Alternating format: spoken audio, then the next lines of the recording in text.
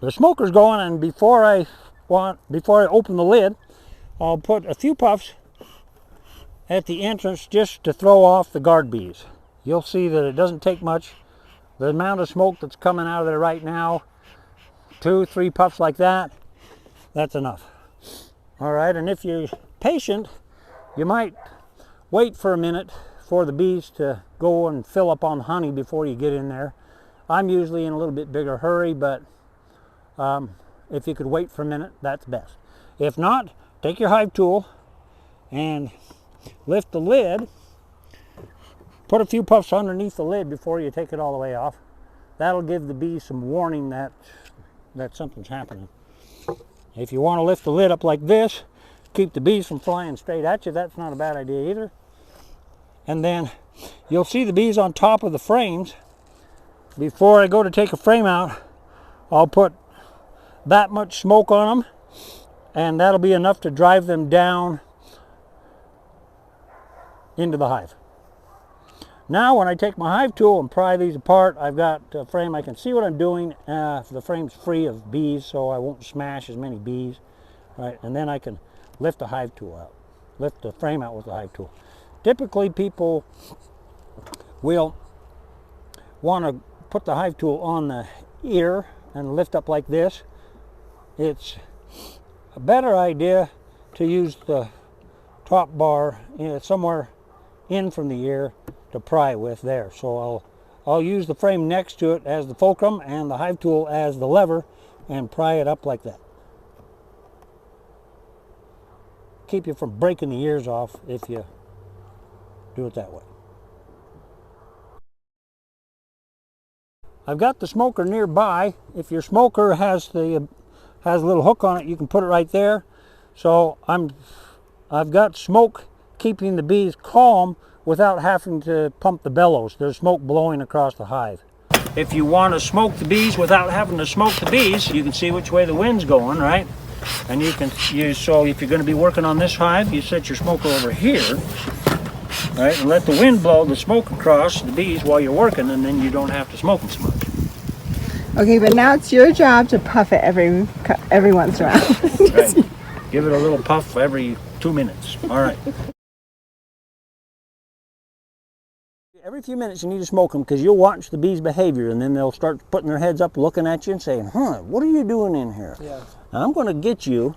So you watch for that behavior when their smoke you gave them is wearing off, right? That'll make it easier. But if you'll take the smoker and you'll drive these bees back off of the box. Inside. Yeah. Yeah, we want them to be not so that they won't get smashed when we put it down. Yeah. So around the edge, see those ones that are on the edge of the box down there? Yeah, down there. Good. Give them a little smoke. Okay. Now come over and do the same over here, because I got to set the box right back down here. Where? Over here? Yeah, see those bees there? Tell them to move out of the way. So here's what we'll do. We'll find a corner let's see. I've got to move it this way. Set it down on the edge, and then before I just drop it, right, and smash bees, give it a wiggle like this. Just give it. Oh, there's lots. Here, come smoke over here real fast. Where? Just because these Yeah. Okay. That'll work. All right. So now I'm working on this box. It'd be nice if the bees in here would move down below and out of my way. So we got to smoke them. Yeah, so give them a little smoke, just a little bit on top here, and get them to go down. That'll be better. Yeah. Okay. We're going to need your help again with the smoker. Let's get these bees moved out of the way of the next box to go put it back on top. Where? Okay, let's get them to go down. See if you can get them back in the box or outside. They just need to move out of the way. There's a cluster of bees right here on the ground. That's where I set the frame out. First of all, is where I set the frame out. So they crawled off the frame and onto the grass.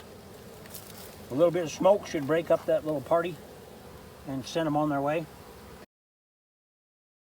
And it'll take maybe, 10 minutes or something before the smoke wears off, and the bees will start lining up there looking at you like they're doing right there. When they want to come back out, all you have to do is give them another puff, and they'll drive them back down in. Sometimes you can use too much smoke on the bees. You'll know what the right amount is. You'd want it just enough to move the bees out of your way and not to make them angry or scattered.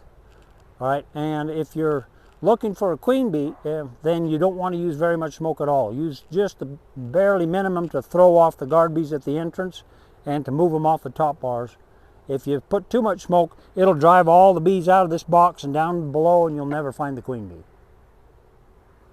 If you're taking honey off, then you want to use a little more smoke. I want to drive the bees out of this box and down below because I'm not going to get in the box below. If you know you want to look in the bottom box, I don't want to use smoke to push all those bees down to the bottom box first, because then I'll have more than there was in the bottom box. So the idea there would be to use hardly any smoke in the top box, take it off, set it down,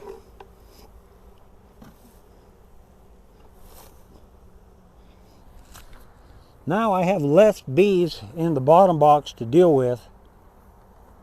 I can do what I need to there, and then before I set the box back on, I'll put a little bit of smoke on these bees on the bottom bars of the frames from the box above, and then I won't smash them when I put them back on.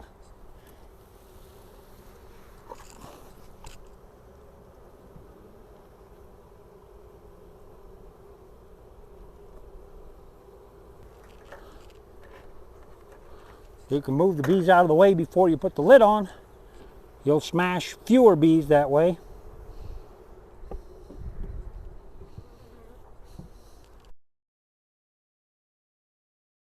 Did the smoker go out?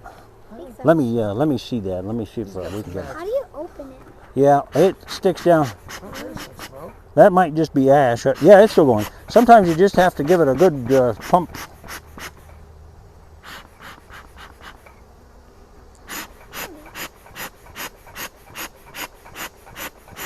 Usually this will keep going if you puff it occasionally, you know. By the time I get done with one hive, I can puff it again and keep it going, but then when I talk too long, it goes out. If I had a good mouse nest in here to keep smoking. That's so gross. Okay, now, it's all right, keep that fire in there so we don't start a grass fire. We don't want to be on the news for burning West Mountain down. Nope. It's pretty dry out there too. It's probably going to happen this year, but we don't want it to be us that got blamed. Target shooting right there. Yep. Okay. Now we got some better smoke going. Maybe we'll go this way. By now the guard bees are back on duty. I threw them off with my smoke earlier, but we'll give them another puff of smoke. Sorry. Cut the video. So we got, it's going to go this time. Maybe it makes people feel better because they realize that they are not the only ones that. Yeah. So don't feel like you're alone if you have trouble getting your smoke going. Absolutely not. That's why people they ask me all the time, like, so you don't really smoke your hives? I'm like, no, I don't smoke them all that much. Is it because you can't keep your smoker lit? Yeah, mostly it's because I can't keep my smoker lit. Spend more time trying to get the smoker going than just checking the hive. Yep. Right? Seriously. And then some days it won't go out. Yeah. You put it in the back of your truck and drive home thinking it's gone out. You start the back of your truck on fire. Remember the time when somebody locked the smoker in their car, like with their keys in it? Yeah. Remember that? That was exciting. I've had people yell at me, I'm going down the road and there's smoke coming out of the back of my truck. Your truck's on fire! Pull over! So, if your smoker's going too good, you can set it down on its side, right? And then it'll just kind of smolder and eventually go out. If you want to keep it going, you can do this, right?